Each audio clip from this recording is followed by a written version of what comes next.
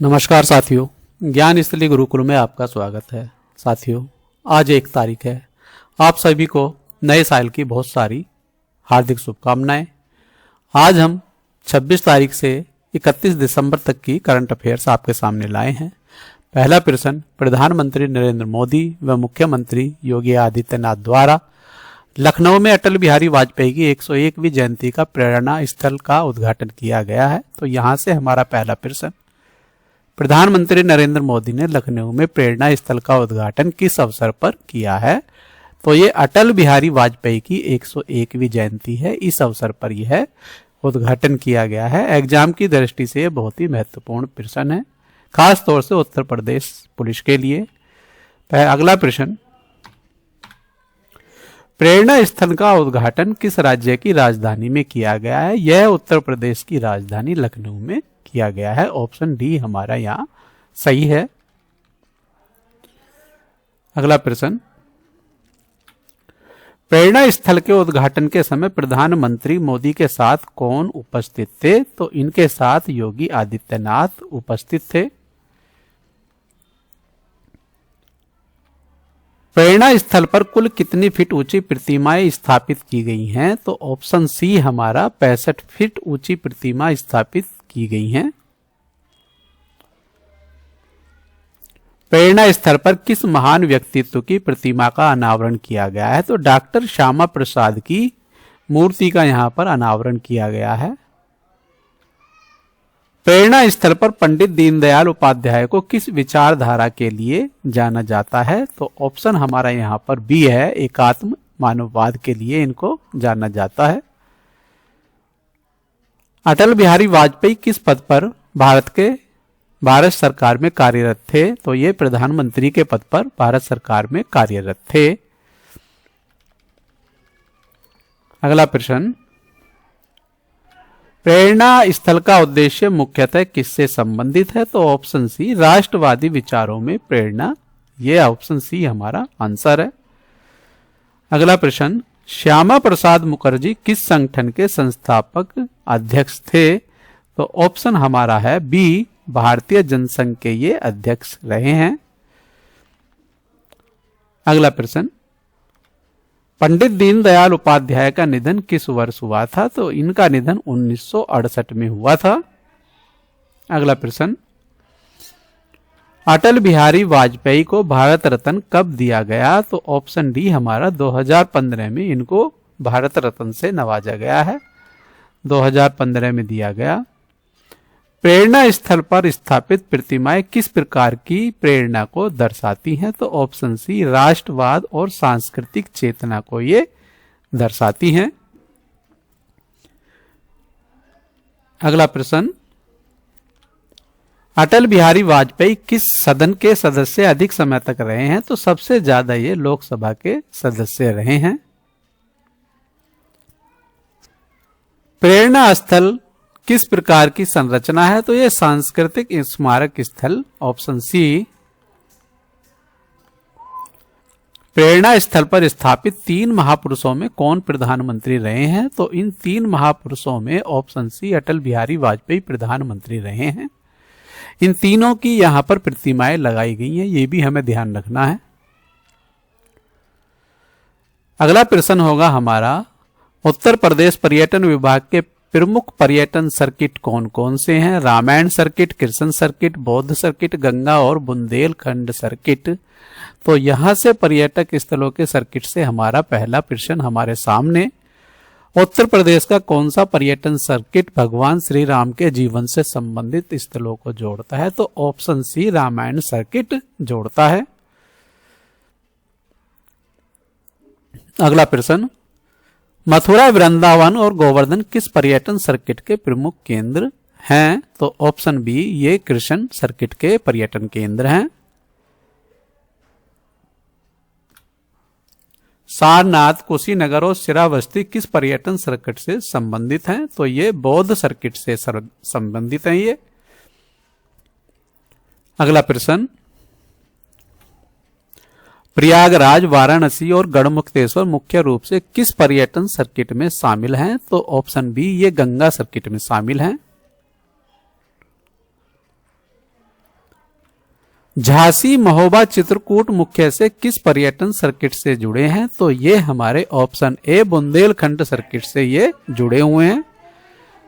अगला प्रश्न, दिल्ली में अटल कैंटीन योजना की शुरुआत की गई है। अटल कैंटीन योजना क्या है, इसके बारे में जानते हैं। पहला प्रश्न हमारे सामने है, दिल्ली में अटल कैंटीन योजना का शुभारंभ किस स्थान से किया गया है? तो ये लाजपत नगर मार्केट से शुरुआत इसकी की गई है।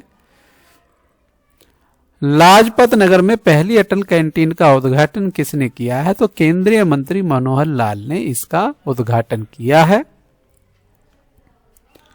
अगला प्रश्न, दिल्ली की मुख्यमंत्री के रूप में अटल कैंटीन उद्घाटन कार्यक्रम में कौन उपस्थित थी? तो ये रेखा गुप्ता यहां पर उपस्थित थी, जो इस समय दिल्ली की मुख्यमंत्री हैं।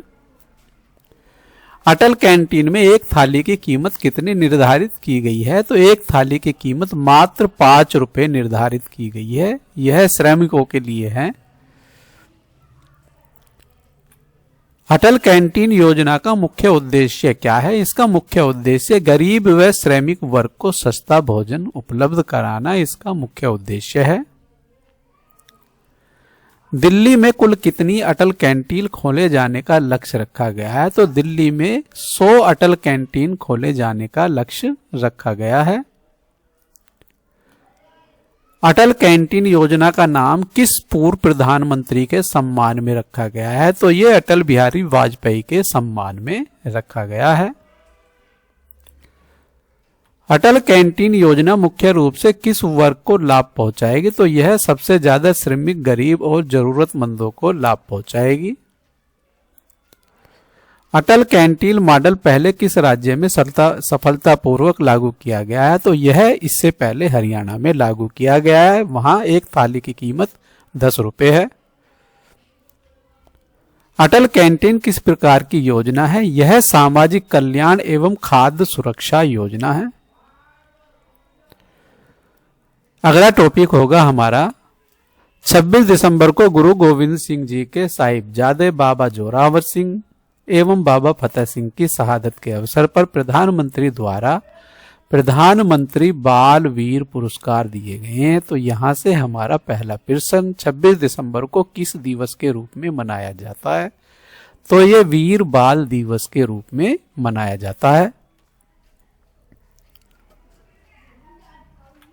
वीर बाल दिवस किन महान व्यक्तित्वों की शहादत की स्मृति में मनाया जाता है? तो ये बाबा जोरावर सिंह एवं बाबा फतेह सिंह की शहादत की स्मृति में मनाया जाता है। बाबा जोरावर सिंह और बाबा फतेह सिंह किस गुरु के साहिबजादे थे? तो ये गुरु गोविंद सिंह जी के साहिबजादे थे।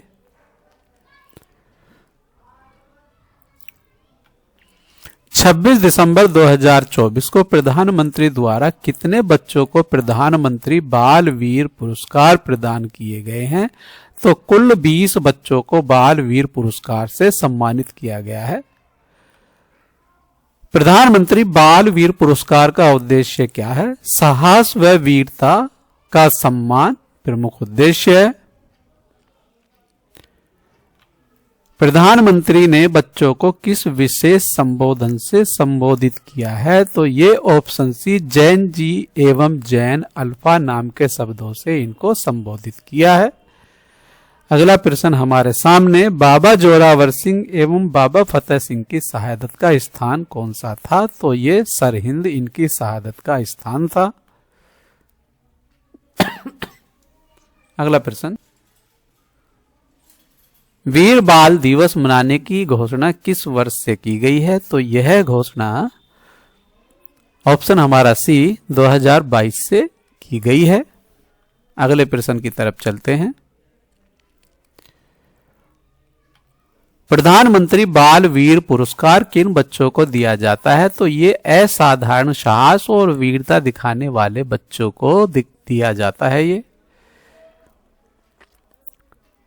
वीर बाल दिवस मनाने का मुख्य उद्देश्य क्या है? बच्चों में साहस, देशभक्ति और नैतिक मूल्यों को प्रेरित करना इसका मुख्य उद्देश्य है।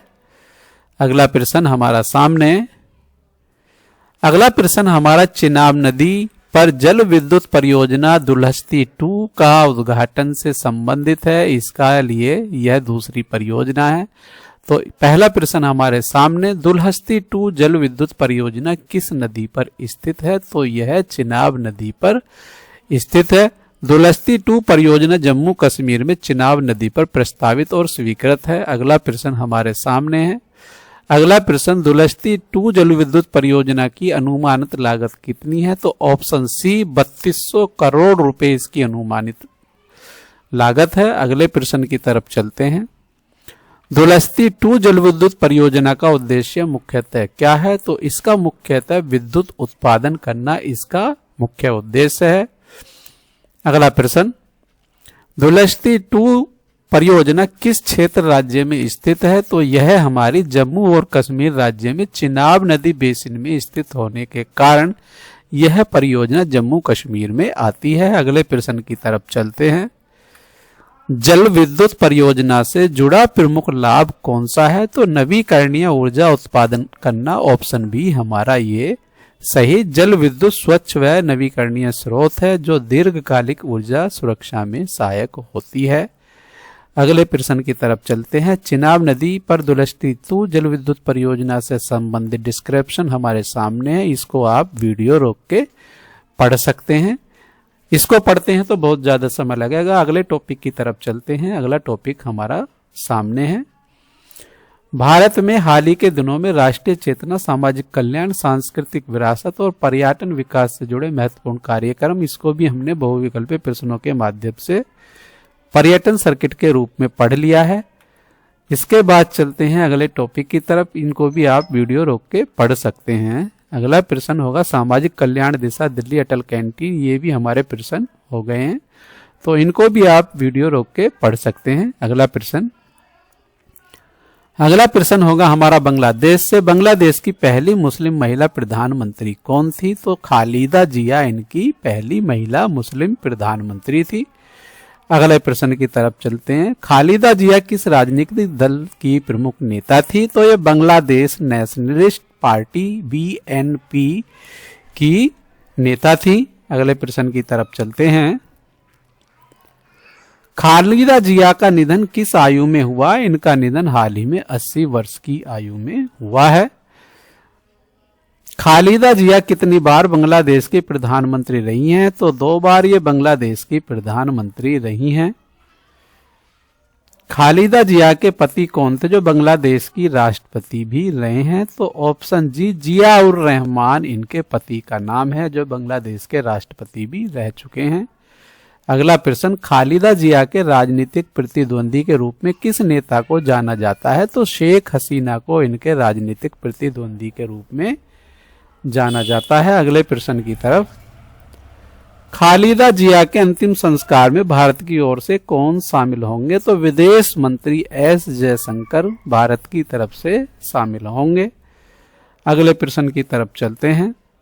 खालिदा जिया के नेतृत्व वाली पार्टी BNP की स्थापना किसने की थी? तो इनके पति जिया उर रहमान द्वारा की गई है, ऑप्शन बी। अगला प्रश्न, खालिदा जिया के निधन से संबंधित समाचार किस श्रेणी में आएगा? तो यह हमारा ऑप्शन सी अंतरराष्ट्रीय राजनीतिक समाचार के अंतर्गत यह आएगा। अगला प्रश्न, खालिदा जिया का नाम अक्सर किस विशेषता के लिए जाना जाता है? तो बांग्लादेश की पहली महिला मुस्लिम प्रधानमंत्री के लिए यह जाना जाता है। अगला टॉपिक है हमारा भारतीय महिला क्रिकेट टीम की ऐतिहासिक उपलब्धि। श्रीलंका को 15 रन से हराकर पहली बार 5-0 से श्रृंखला भारतीय टीम ने जीती है। तो यहां से हमारा पहला प्रश्न हमारा, भारतीय महिला क्रिकेट टीम ने किस देश को 5-0 से हराकर श्रृंखला जीती है? तो श्रीलंका को हराकर 5-0 से यह श्रृंखला जीती है। अगला प्रश्न, भारत ने निर्णायक मुकाबले में श्रीलंका को कितने रन से हराया है? तो भारत ने श्रीलंका को 15 रन से हराया है, ऑप्शन सी हमारा यहाँ सही है। यह उपलब्धि किस रूप से ऐतिहासिक है? देश में पहली बार 5-0 से श्रृंखला जीतना यह एक ऐतिहासिक उपलब्धि है। अगले प्रश्न की तरफ चलते हैं। इस श्रृंखला में भारतीय महिला टीम की कप्तान कौन थी? तो हरमनप्रीत कौर भारतीय महिला टीम की कप्तान रही हैं। अगला प्रश्न, अंतिम ओवर में शानदार प्रदर्शन करने वाली भारतीय खिलाड़ी कौन थी? तो अंतिम ओवर में शानदार प्रदर्शन अंदुरुति रेड्डी द्वारा किया गया है। अगले प्रश्न की तरफ चलते हैं। अंदुरुति रेड्डी ने कितनी गेंदों में 27 रन बनाए हैं? तो इन्होंने 11 गेंद में 27 रन बनाए हैं। अगला प्रश्न, अंदुरुति रेड्डी की पारी का सबसे बड़ा योगदान किस रूप में था? तो ऑप्शन सी, अंतिम ओवरों में तेज रन बनाना। अगला प्रश्न, यह श्रृंखला जीत किस खेल श्रेणी में आती है? तो ऑप्शन हमारा है बी, महिला क्रिकेट में यह आती है। अगले प्रश्न की तरफ चलते हैं। अगला प्रश्न, 5-0 से श्रृंखला जीत का संकेत क्या दर्शाता है? तो पूर्ण वर्चस्व को यह दर्शाता है। अगला प्रश्न, यह समाचार